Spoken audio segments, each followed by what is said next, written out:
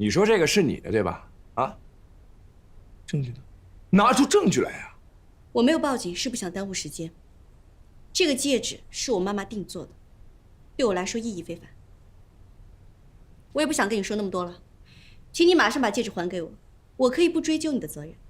既然这么珍贵，那为什么随便乱放啊？再珍贵的东西，也会有它丢失的几率吧？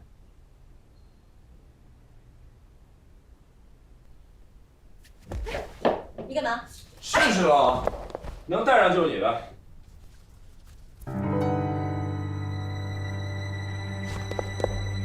看到了没有？刚刚好。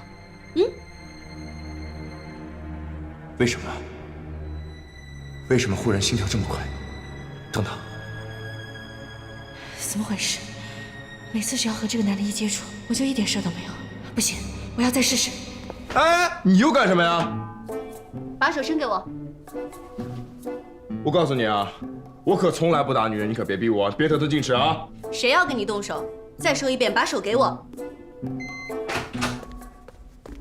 有话好好说，有话好好说，事情解决了，给我闭嘴！如果你不想离开酒店的话，现在就给我出去。保重。杨丽，嘿，我告诉你啊，我从小到大洁身自好，20多年来守身如玉，坚决抵制公然提倡良生妇男。你真的不是巧合。什么巧合？哎，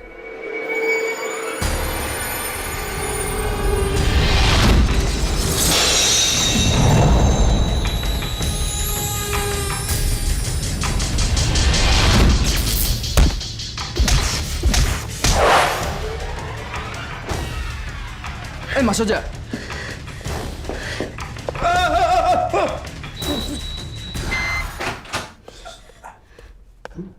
请问哪位是 Elvis？ 哎，你们好，我是 Elvis， 有事吗？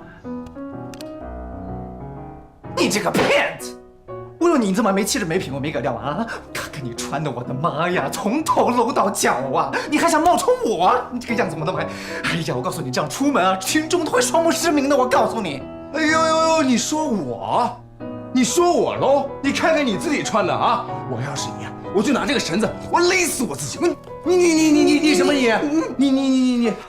赵总，你们酒店出这个事情怎么处理啊？我现在非常的不开心，我在你们酒店待的第1分钟，我就非常的不满意。您放心，酒店出了这样的事情，我们一定会给您一个满意的答复。气死我了！报警。啊？又报警啊？等一下，这只是一个误会，不需要报警。他是真正的酒店体验师，是我请来的。只不过和 JR 请来的同一天到达，是酒店没有核实清楚客人的身份，还把客人带错了房间。现在又要告他诈骗，我想咱们 JR 应该没有这个道理吧？赵总，吴大律师，您怎么来了？我这么点小事儿还不劳您大驾。哈，我是来找马总的。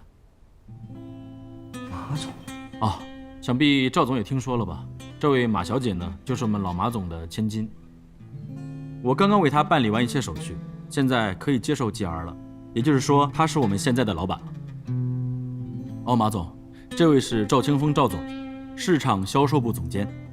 自从老马总生病以后，就一直由他来代理总经理一职，管理酒店事务。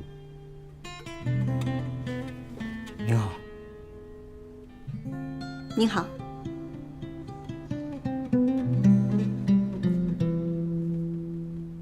马总，来吃，好香啊这个！你看这个水果这么新鲜，我来。你看这个，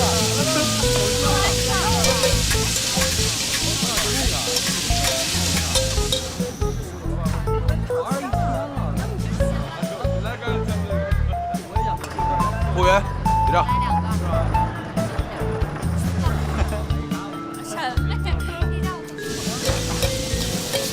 哎，哥，夏哥，我们来了。哎，去那边坐吧，我一会儿过来。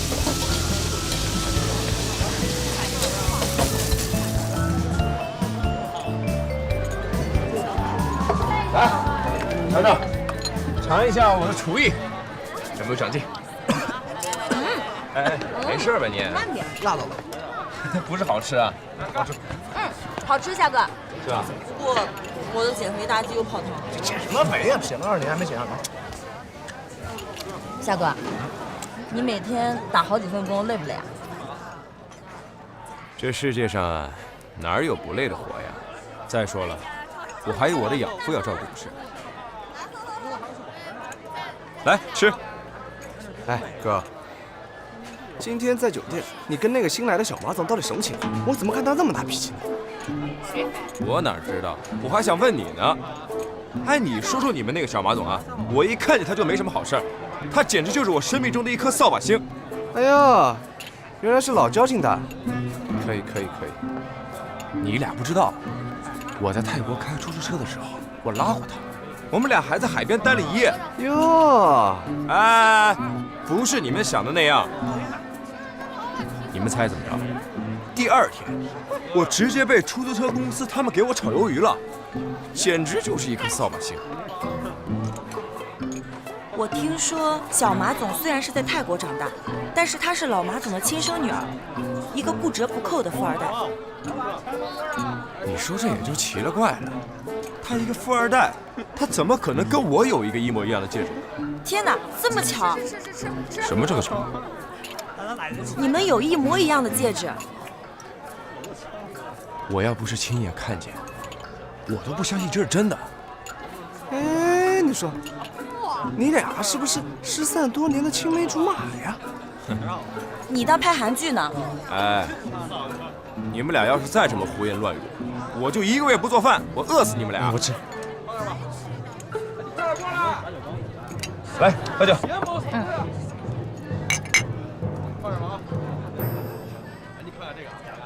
夏哥，我这次来是有正事要告诉你的。什么事儿？我们公司的小马总说要招第1助理，条件高，待遇好，工作环境好，你要不要去试一试啊？我才不去呢！给他当助理，我不死我也得脱层皮我。哎，跟谁过不去？你也不能跟钱过不去，对不对？哎，说说你啊，现在连房租都交不起了，大哥，还装什么装？哎，你们俩这就没意思了，这谈钱太伤感情了吧？哎，谈感情伤钱，对不对？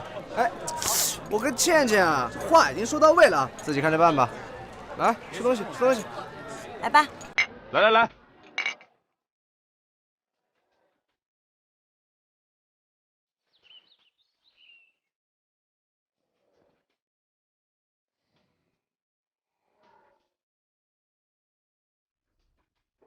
是什么自信让你来我们 JR 面试，甚至不带上一份简历啊？简历这种东西，太多有名无实，我靠的是实力，而不是简历。凭什么认为我不会把你赶出去呢？我想说，你们酒店虽然我只来了1次，但是我已经发现了很多问题。比如，你们酒店可以随意的出入，这是其一。其二，你们酒店客房的地毯老旧且有灰尘，如果遇到挑剔的客人，一定会找茬。这说明什么？这说明你们酒店客房部普遍存在偷懒现象，必须要整治。其三，如果客人贵重物品丢失，你们的处理方式简单粗暴，且毫无魄力可言。这也就说明，你们酒店公关部也有待提高。所以呢？所以你只要聘用我，不出2个月的时间，我一定会帮你们把酒店问题通通解决掉。你信不信？好大的口气！那你相不相信，如果我聘用了你，我也最多只需要2个月的时间，就能够让你乖乖的离开这？我当然不信。要不然这样好不好？我们俩打个赌。打什么赌？就是你给我2个月的时间，看看先是我帮你解决酒店问题，还是我自己乖乖的离开。哦，对了，你叫夏雨欣。好，夏雨欣。既然你这么迫不及待来送死，那我干嘛不成全你呢？一言没定。不过呢，你得先答应我一个条件。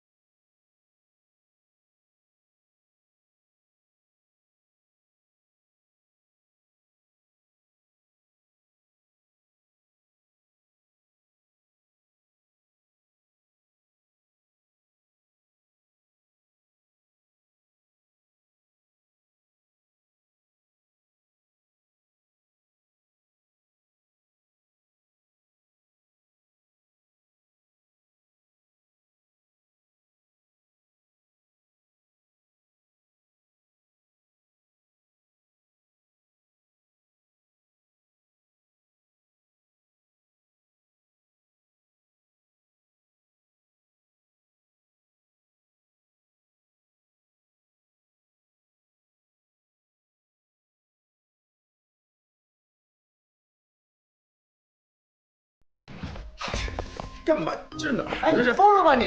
这种大话你能说得出口？2个月后你怎么办？2个月的事情2个月之后再说了。我先把2个月的钱挣了，给我爸住院费交了。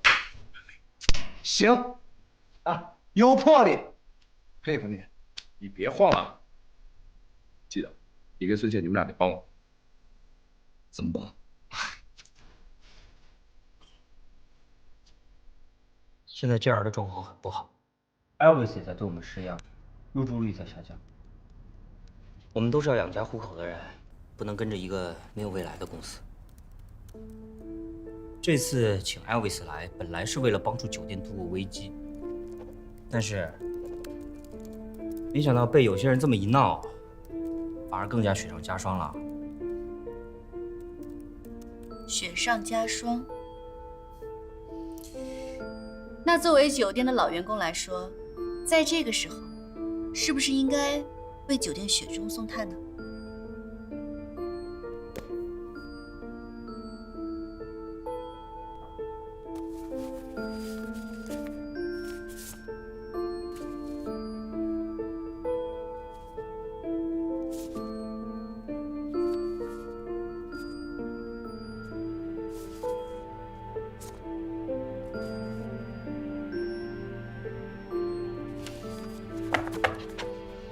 好，现在除了餐饮部总监高雨欣、工程部总监丁麦，还有房务部总监朱丹，以及新任的财务部总监郭宇以外，其他所有人都要辞职，是吗？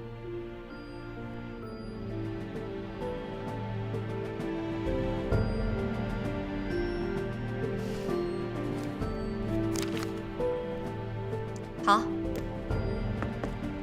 这些辞职信我通通收下。你好，客房服务，进来吧。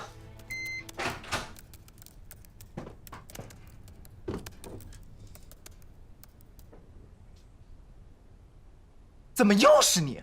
啊？你想干什么？啊？冒充我还不够吗？你到底想干什么？你想干什么？都可以。坐下。马总，酒店现在面临危机，我们都有心跟酒店共度难关。但是我们好不容易请来了体验师 Elvis 被人冒名顶替，而您却聘用了这个假冒者，令 Elvis 大动肝火，扬言要整死 JR。我们可是对酒店的未来没什么信心啊。非常感谢赵总的提醒。说到 Elvis 这件事情，我突然想到，如果我不是我爸爸的女儿，我只是一个普通的房客，遇到了类似的事情，现在说 Elvis 大动肝火，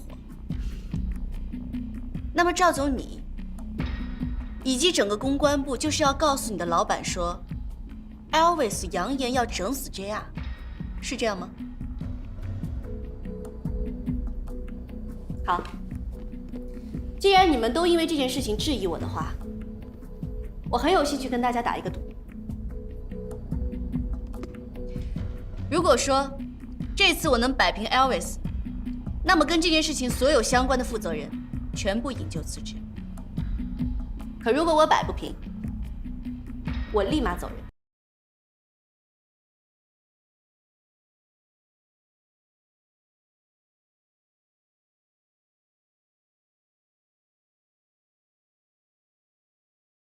这件事情，我就承认是我处理不周，我引咎辞职。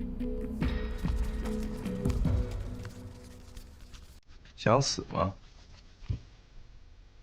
不想。想红吗？想。我看你是想死了再红。胆子挺大，口味挺重啊！啊？好，你说什么我都照做。哎呦，还是我冒充你，你有什么好冒充的啊？长得这么违反自然规律，闻比烂的北极都能闻得到一股酸臭味，冒充你我都丢人。混口饭吃。那个，你能不能把那个照片给删了？那倒是不能。你不是想整死这样？嗯？哟，装起来了。打开电脑，查微博，我说一句你写一句，快点的。这不是那个不同意啊？那我也许就只能……同意。写。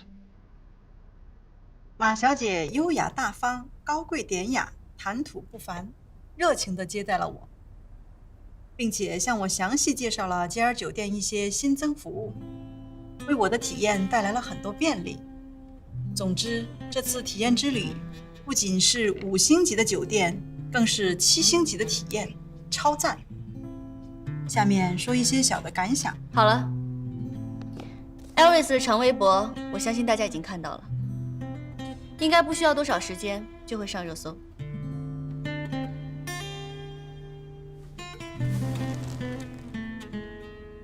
经济危机之年，能有一份稳定的工作不容易。各位真的觉得离开了 JR 以后就会有更好的发展出路吗？我看未必吧。我相信在座的各位对 JR 应该都有很深厚的感情。JR 能有今天，也有各位前辈的心血和努力。今天他遇到了困难，我相信各位也不是真的想要离开。当然了，如果有谁真的想要走的话，我也绝不会阻拦。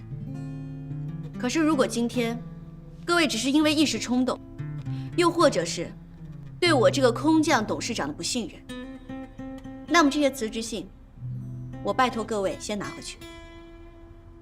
当然了，也包括滕总，还有赵总。我相信2位也是出于真心的为酒店着急考虑。马总，您刚才说可以改变酒店的命运，那总得有个时间吧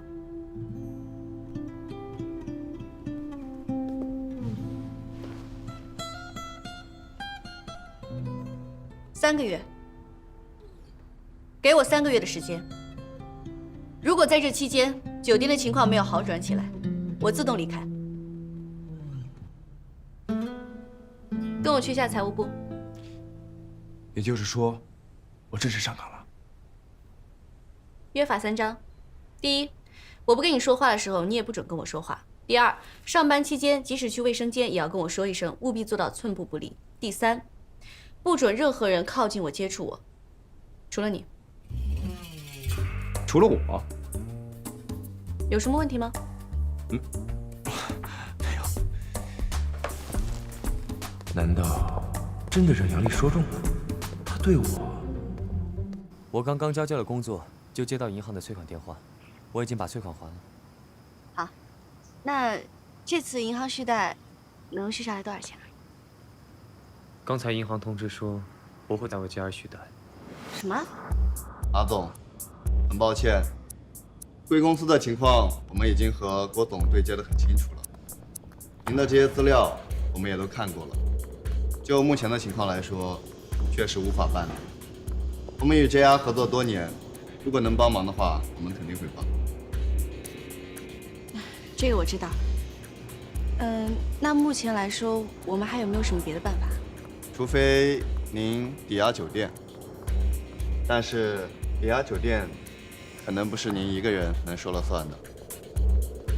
或者您可以找一个担保人，为 JR 做担保，但是他必须要具备偿还本息的能力。好，那我知道了，谢谢您啊。那没什么事，我就先走了。慢走。好的。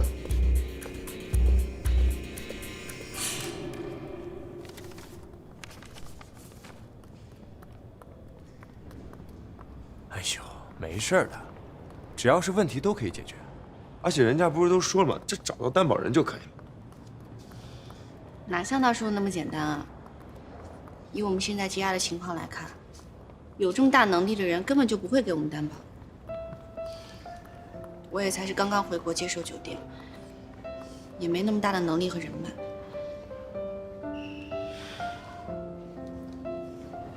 通常这种情况下，应该怎么安慰一个女人呢？真是伤脑筋。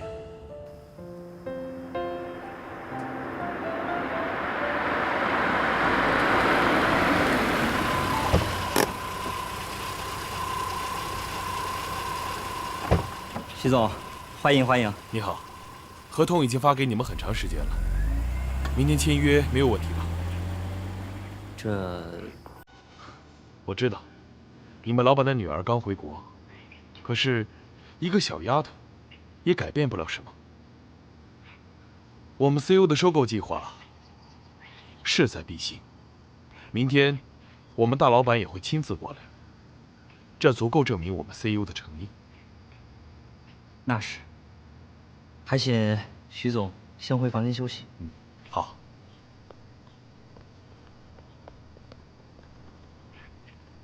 哎，你说说你，这天生工作八字不合，去哪倒闭，其他地方还能干满30天，这就3天都没干到。你说你这种临时工最危险，赶紧找下家。我说你能不能少说2句啊？在公司最危难的时候，你不帮忙也就算了，还危言耸听。我告诉你啊，杨烈啊，别人我管不着，你别跟着添乱。马总现在焦头烂额，有没有良心？哎，谁没良心了？这叫未雨绸缪，我跟你说。理你。对了，问你个事儿，怎么安慰一个工作繁忙又头疼的人？这说的是闭嘴吧你！我跟你说啊，我现在还没有成为正式员工，我不得好表现吗？再说了，我现在是第1助理，关心老板的身心健康，没问题吧？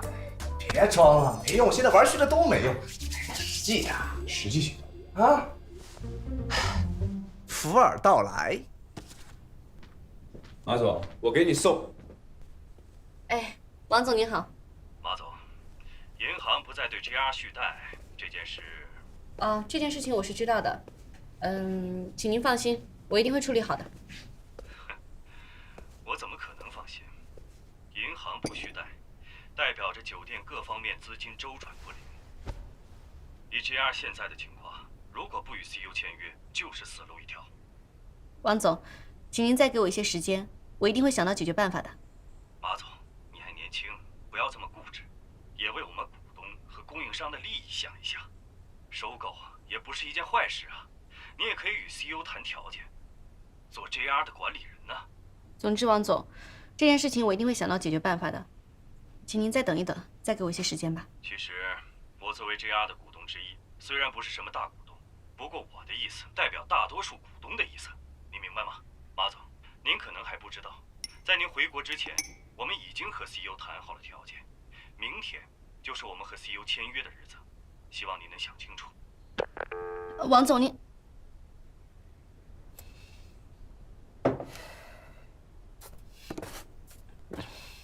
找我什么事儿？没什么事，就是这个最近天气不好，我来给你送碗汤，很补的。嘿，你别误会啊，我就是自己喝不完，都给你送一碗。这个炸牛皮煮3件汤。谢谢。马总，你这儿没我什么事了吧？那您先忙，我先出去了啊。奇怪，明明没有做贼，为什么那么心虚啊？这种感觉是心虚吗？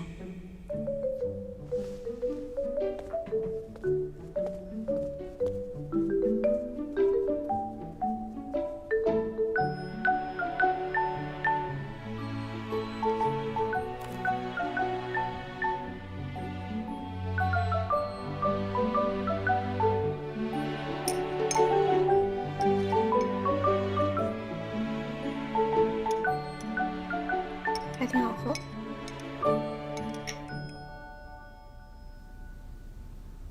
马总，您说3个月就能让酒店好转起来，可是现在银行已经不再续贷，我们能等您，可是我们的供货商等不了。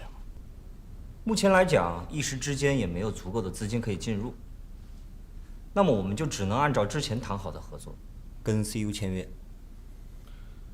马总，我很欣赏你的魄力，想以一己之力挽救 JR 的决心，我也十分钦佩。但是据我所知，JR 现在还有许多供应商的钱需要付。的确是这样，供货商陆陆续续要求付款，我这边只能尽量去拖延，但恐怕拖延不了太久。我这儿也有几笔尾款，如果拖延，很可能造成客房运转不灵。我们作为5星级酒店，客房的品质、客房物料充足的供应是必须的，不允许出现任何纰漏。餐饮部那边也是这样是吧，高总？是，不过我暂时还可以稳得住。不过马总，资金问题的确需要尽快解决。马总，不是我们不想等您，只是现实不允许我们再拖延下去了。我们老板也会很快到。马总，我认为这件事不是您一个人可以决定的。您现在自己还相信还有更好的办法吗？没有了吧？酒店不是过家家啊，难道还有一大笔钱会从天而降吗？如果要真的有呢？宋总，您怎么来了？哎呀，赵总哎，我在外面我就看你在，怎么了？不爽啊？都这么多年了，怎么还这么急躁？对小姑娘应该温柔一点，对吧？可爱是吧？是。我是宋天明。你小的时候我可没少抱你啊。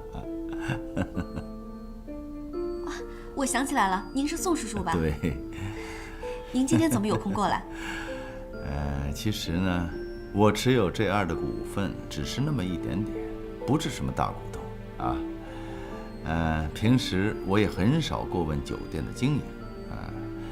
不过，像这样要决策的时候，我义不容辞，还是应该过问一下，对吧？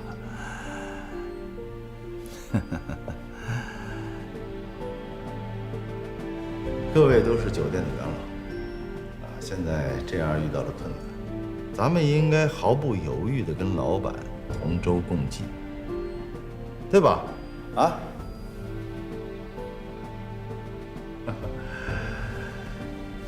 哎，宋叔叔，这有好多年没见了。是啊。这个，就算叔叔给你的见面礼。什么呀，叔叔？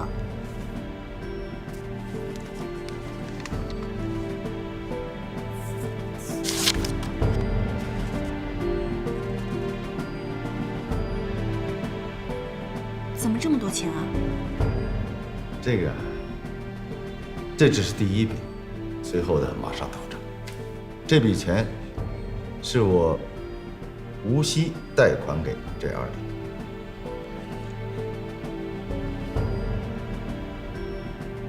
各位股东，各位同仁，我的这个小侄女呢，她年龄小，希望从今往后，大家不要无条件的帮助她，提醒她。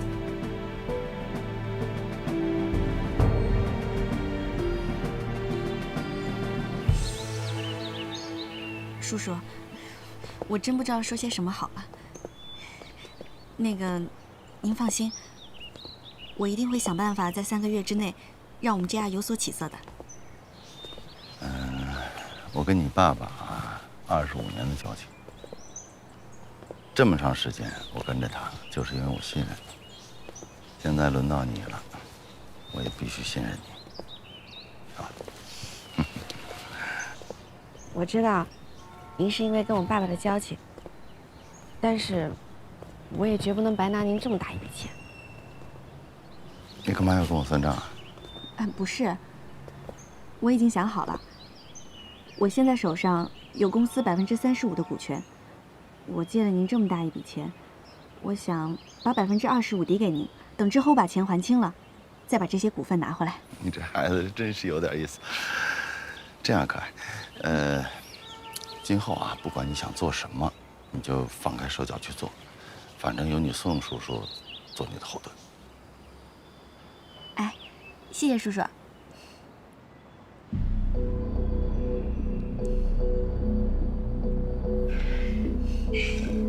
这个戒指是你妈送给你的？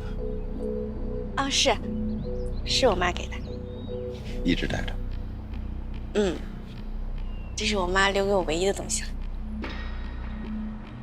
哎呀，他们在这个世上的时间实在是太短了，留下的东西不多，要珍惜啊！记着，说了我信任你啊！谢谢叔叔。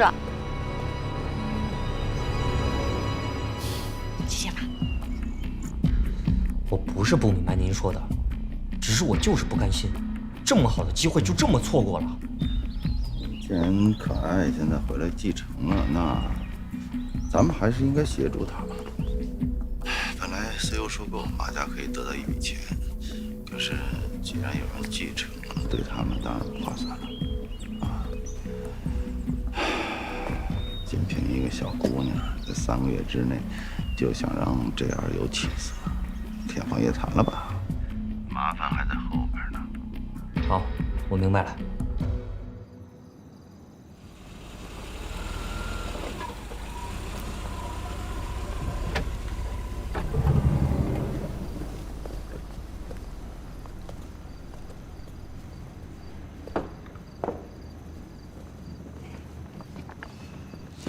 于先生您好，我是 JR 酒店的总经理马可爱，欢迎您入住我们 JR 酒店。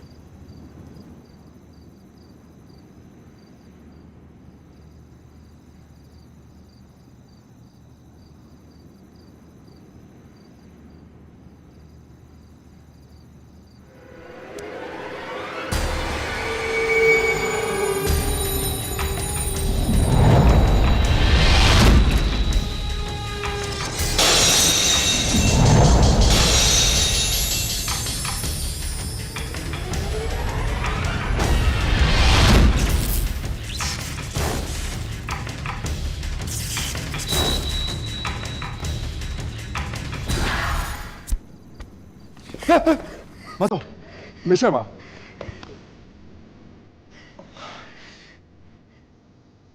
马总，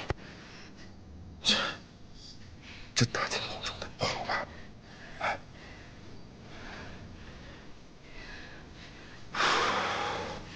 怎么办？看来真的只有他才是我头疼的解药。那么岂不是我以后都离不开他了？别看，于先生在等着你呢。你们酒店还有没有点待客之道？于先生，非常抱歉，我刚才有些头晕。不过我们已经为您准备了最好的酒店房间，您的画展场地我们也请了专人来设计，希望一切都能令您满意。怎么可能满意？首先，你们今年的接待就不知道比往年差了多少。是我们服务不周，十分抱歉。以后如果你有什么需求，都可以直接跟我提。啊，这是我的第一助理，你也可以直接找他。你好，第一助理。你这形象是怎么混到第一助理位置的？啊？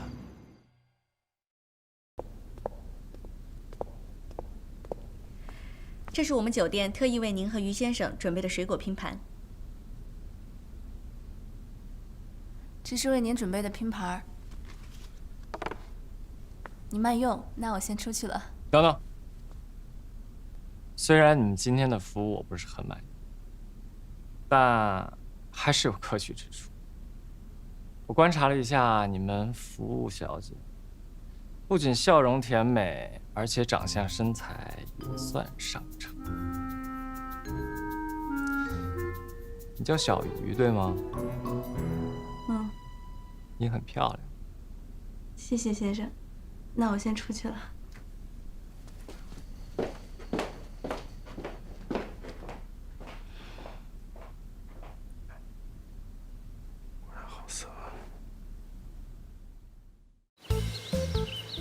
从今天开始以及未来的3天里，你们2个的任务就是给我盯住了余秋柏，寸步不离。啊！哥，干嘛？八卦呗。你跟马总发展怎么样？什么怎么样？你瞎说啥呢？你瞎想什么呢？我只是汤啊！哎，这有没有喝过汤啊？或者夸奖你什么？说点什么？这可是你的！哎呦，你刚才在那大呼小叫什么呀你？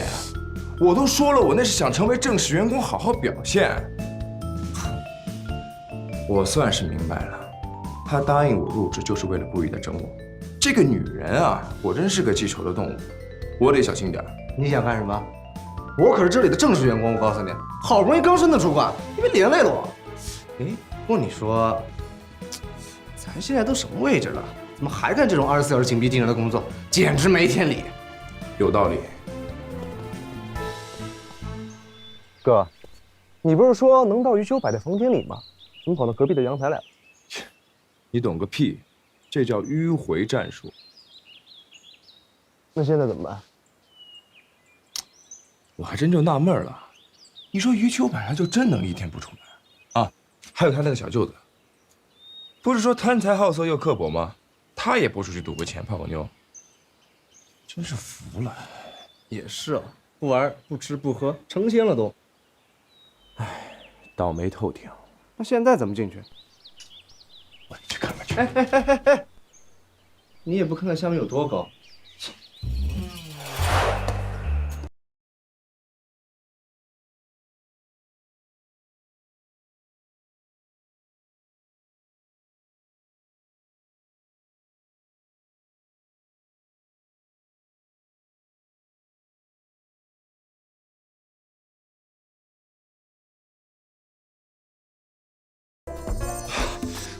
腿有点抽筋，不太舒服。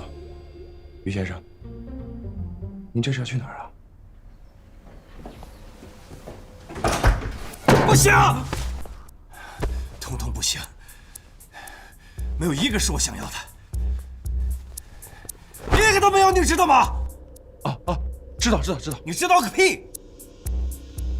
你不知道，你啥都不知道。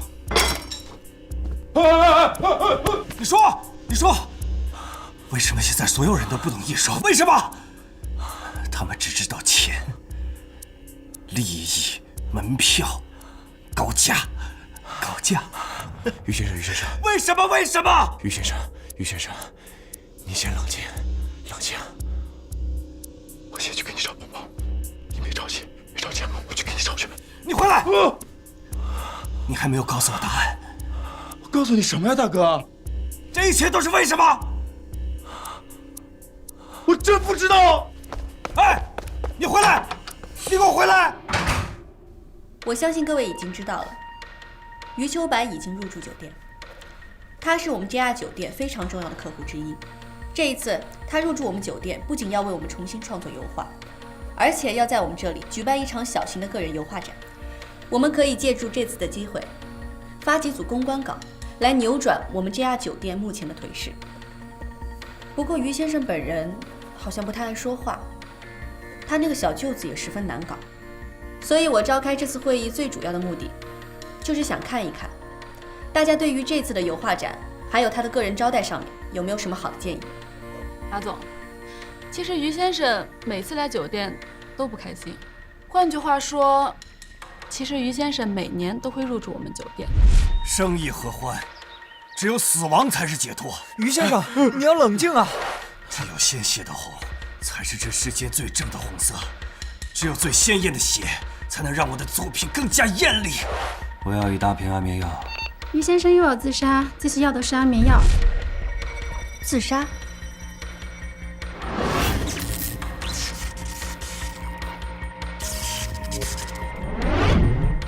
马总，我觉得您不必担心那个余秋柏，更不用担心他的那个小舅子。余秋柏年年都自杀，无非就是为了博眼球。每次闹完自杀，他画儿的价格都能翻几乎1倍。还有他那个小舅子，那就是个极度贪财的人，每年给他包个红包，就能把他的嘴堵上。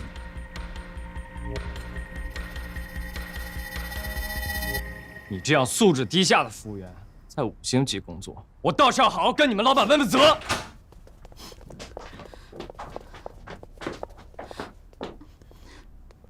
马总，你来的正好。难道你们酒店没有培训过员工，未经允许不能擅自进入客人房间吗？马总，房间门口并没有挂请勿打扰的牌子，我也是敲了3次门，看没有人应我才进来的。你还强词夺理。我没有挂请勿打扰，我也没有挂及时打扫啊。何况我根本没有听见什么敲门声，完全没有。于先生在休息，非常怕打扰。你要是打扰他怎么办？于先生找我，我就赶忙回来，正好看见他在房间，私自进入我们的房间，还动了我们的东西。马总，你是不是应该给个交代？马总，我只是在整理，我看那儿有个盒子，我怕它掉地上，我摆一下，结果无论如何，你都不应该打扰到客人休息，必须道歉。道歉，小鱼。不只是道歉。像你这种素质低下的员工，在你们5星级工作，再出2、3次这种事儿，恐怕会拉低你们酒店的档次，不是吗，马总？当然，按照规定，我们会在员工会议上对他进行点名批评，并且扣除他的全年奖金。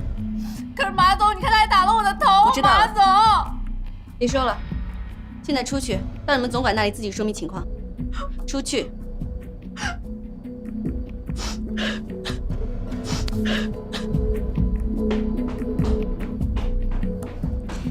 您看我们这种处理，您还满意吗？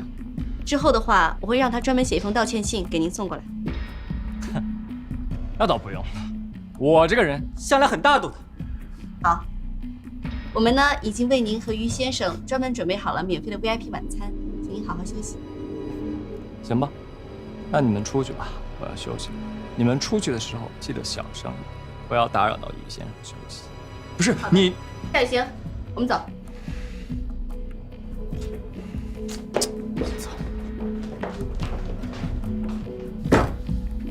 马总，你不是不知道鹏鹏那个人是什么人，你为什么？客房清洁有问题吗？你这么处理事情，只会让轻者痛，头者快。夏雨行，你这是在教训我吗？第一，这是酒店的规定，我只是按规矩办事。第二，我是老板，即便我做错了，也轮不到你来教训我，懂了吗？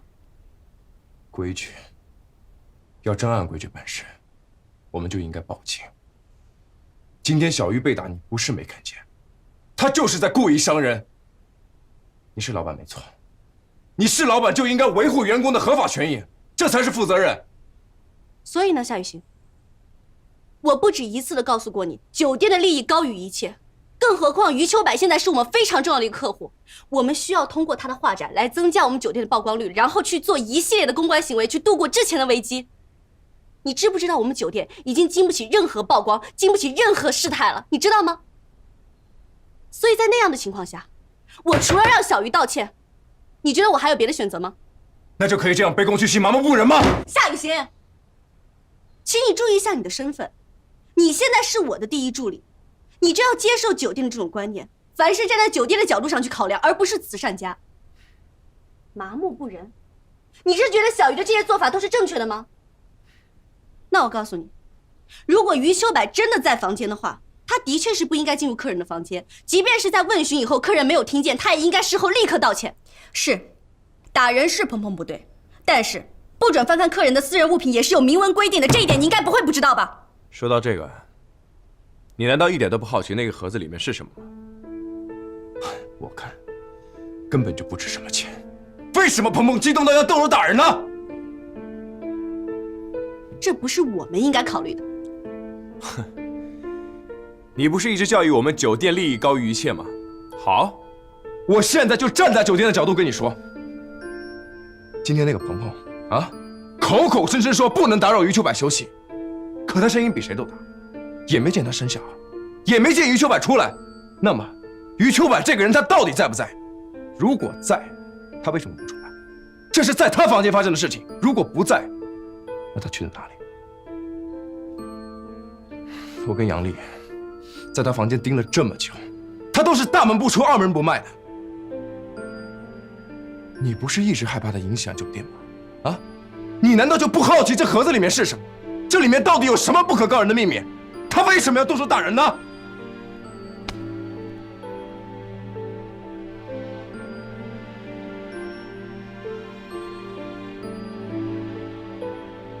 你说的这些我会考虑的。小鱼那边我也会给他单独的赔偿。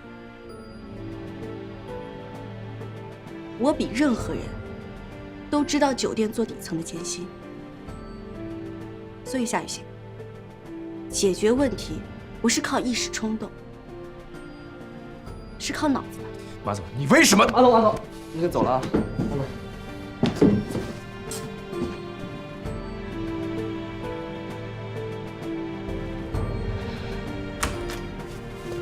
不是，哎，你干嘛呢？你老拦着我干什么呀？哥，他是咱俩的金主，你跟金主置什么气啊？我告诉你，我最讨厌他这样的作风，简直是非不分。他又没做错，咱酒店确实有这样的规定。你是刚来酒店，又没从基层做起，不了解。而且他真的已经很不错了，好吗？私下给员工做补偿，这多好。哼，谁知道真的假的？你别说气话行不行？反正你记着，别跟钱过不去就完了。杨丽，我真的很怕我们都变成令自己最讨厌的那种人。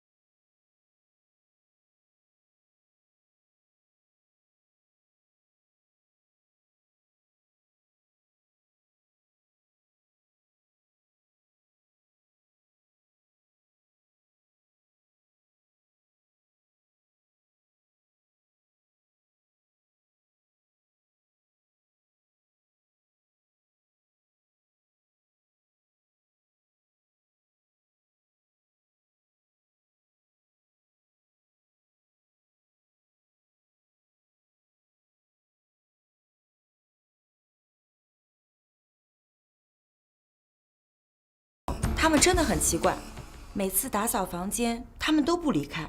哦，对了，鹏鹏确实有个盒子，好像就是小鱼说的那个盒子。他他拿着盒子的时候，我就看了他一眼，结果他就骂我。我敏锐的洞察力告诉我，那个盒子绝对有问题，因为他骂我看什么看的时候，手紧紧的抱住那个盒子，这种感觉就是不想让别人注意到这个盒子。不过幸亏我人没嘴甜反应快，要不然还不知道怎么样呢。既然不想让人注意到这个，那为什么要拿出来呢？因为当时余秋柏说要吃药，药好像就在盒子里面。可是如果盒子里面只是药的话，那他们又怕什么呢？所以你们什么意思？所以我们必须再进入一次余秋柏的房间。马总，你不觉得那个盒子真的很可疑吗？好像有点道理。当然有道理了。我昨天给你分析，你就不听。我今天让孙健仔细观察了一遍，来证实我所说的没有错，我才来找你的。余秋柏的情绪确实反复有问题，我们必须要把这件事情弄清楚，否则后果不堪设想。所以你是想好怎么做了吗？当然想好了。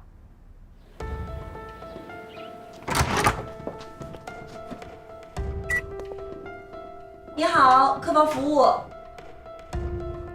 你好，客房。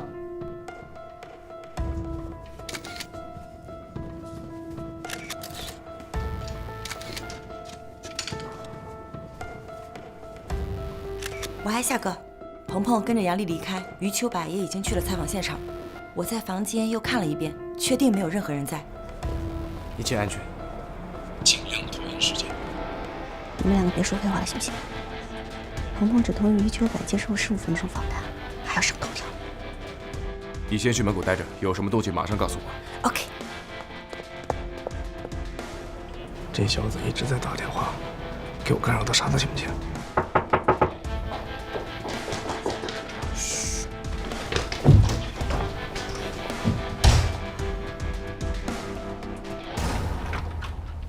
哎，你怎么来了？你怎么自己在这儿呢？那个小李在卧室打扫，我在外面。余秋柏太太刚才来酒店了，让我把这些东西都拿上来。孙健，我们现在时间紧迫，不管你有什么办法，马上把它支开。那个我来收拾吧，因为我反正是要收拾的，所以我一会儿帮你把包装都拆掉吧。那怎么行啊？一会儿啊，你有要帮忙的，我可以帮你一起啊。我没有需要帮忙的。那个，其实我为什么愿意帮你收拾呢？是因为我有话跟你说啊，有话跟你说。我也非常愿意帮你做任何事情。哦。那个小李，你把里面收拾一下，然后我要下去一趟，把外面包装拆一下，谢谢啦。我那个，走，我们下去说。哎。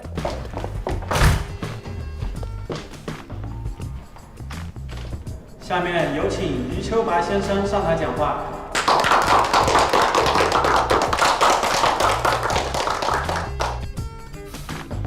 马总，我有点不舒服，先回房间了。哎，余先生，您要是身体不舒服的话，我可以马上帮您叫一个私人医生过来，您看可以吗？不用了，我这样回房间。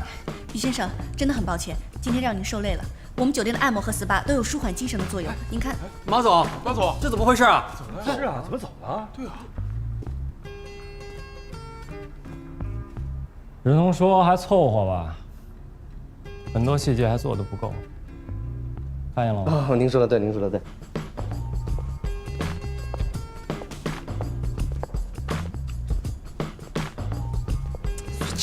孙晴。哦，对了，哎，你干嘛去？回来！夏雨欣，余秋柏提前离开，并且执意要回房间。不行，你再帮我拖延一点点时间，我还就差一点，不然就功亏一篑。好，我尽量。马总是吧？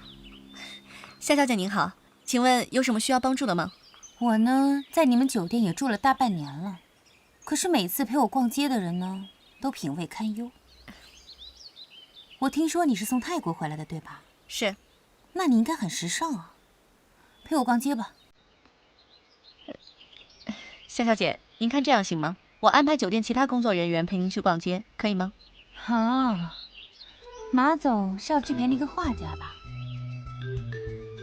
夏小姐，你们酒店的宗旨是什么来着？不对客人说不。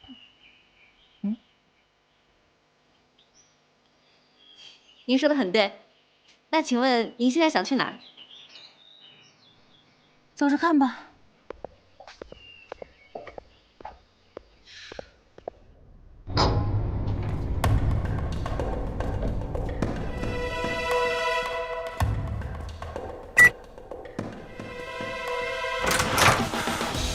于先生，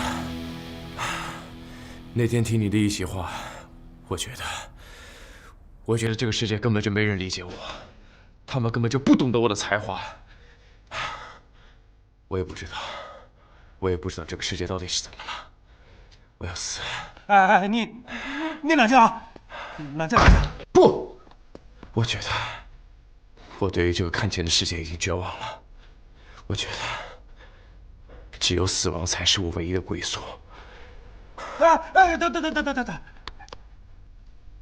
你这样死是没有价值的。价值？对啊，死多容易啊，但是我们死也要死得有价值。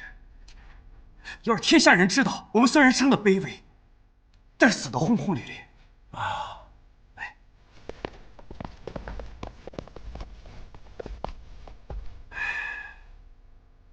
这个我比你有经验。既然你真的想死，我们一起策划一个死亡事件怎么样？就在这间酒店，找个人多的地方，或者就在这间套房。这是间超级豪华套房，也算死得其所。那个，于先生，我觉得您说的话太有道理了。听您一席话，胜读10年书。那什么，我突然想起来，我得回去一趟。我们家有只可怜的小仓鼠，它是无辜的。我得为他生生好工作，于先生，你等我一下啊，等我一下。小伙子，我等你。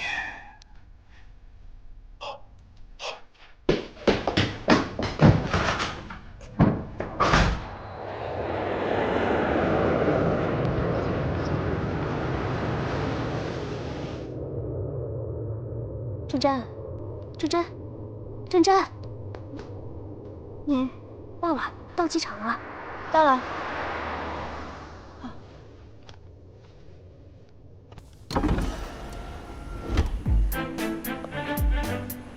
郑小姐，看这里，郑小姐。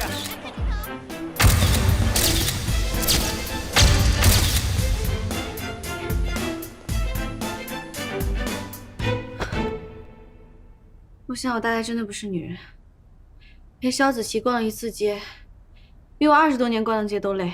你不是说酒店会把女人变成男人吗？反正我现在是信了。说这啥？怎么样了？一部手机，这一半是药，应该也就是日常用药。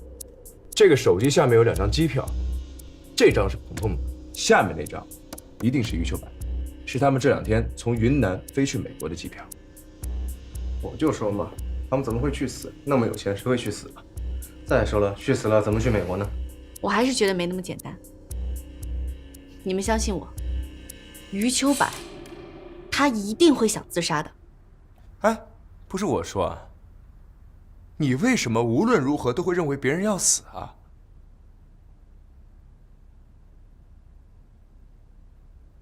你是不是有被迫害妄想症，还是神婆？哎，要不然这样，你要实在是有瘾的话，你给我算算，我啥时候死？来，我倒是很想知道你什么时候死。赶紧给我出去，看到你我就头疼。中国有句成语怎么说来着？过河拆桥。哎，对了，你也是警察。稍微解释一下吧。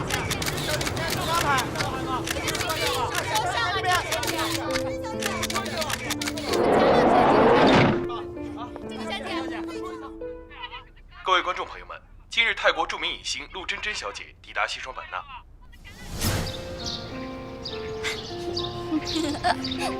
我买的当然好喝了，那是，你买的什么都好喝。等等看电影吧。啊？好，你跟韩元斌怎么样了？就那样呗。行啊，那祝贺你们了，干杯！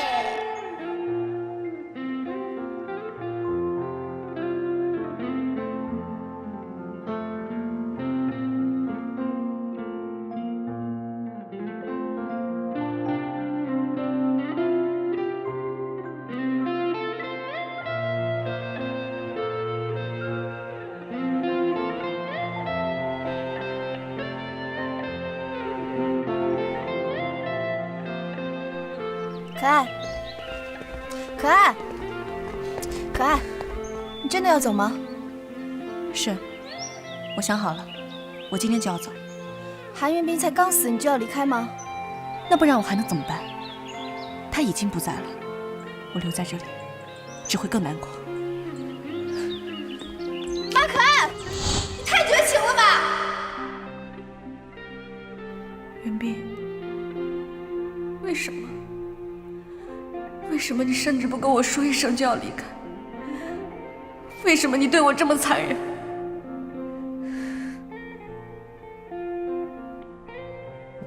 马总，我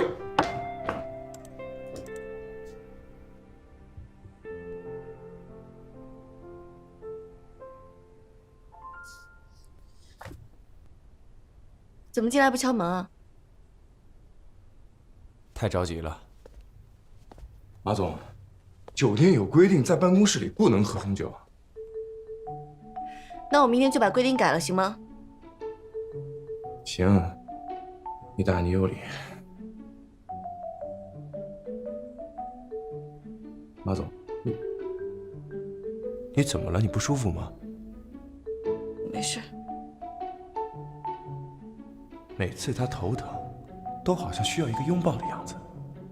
可是毕竟男女有别呀，他还是我老板，这会不会不太好？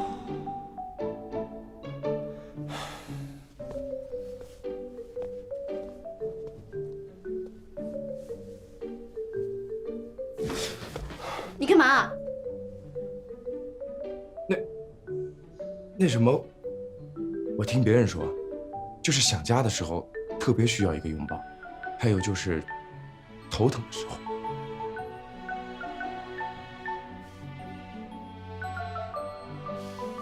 好了，谢谢你，我没什么事。对了，你找我什么事儿？一个好消息，一个坏消息，你听哪个？我拜托你不要用电视剧万年不变的台词跟我说话，行不行？真没劲。哎，说正经的，余秋柏昏倒住院了。这是坏消息。嗯。那好消息呢？余秋柏昏倒住院了。这两个不是同一个消息吗？当然不一样了。你想，余秋柏昏倒住院了，再怎么说他也是咱们酒店的客人，值得同情，对不对？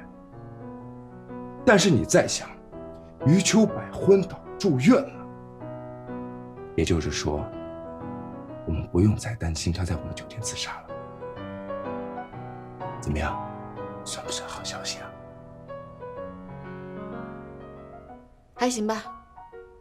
什么叫还行啊？好了，算你没有功劳也有苦劳，今天放你跟杨丽的假，出去吧。马总，你没事吧？你要有事儿。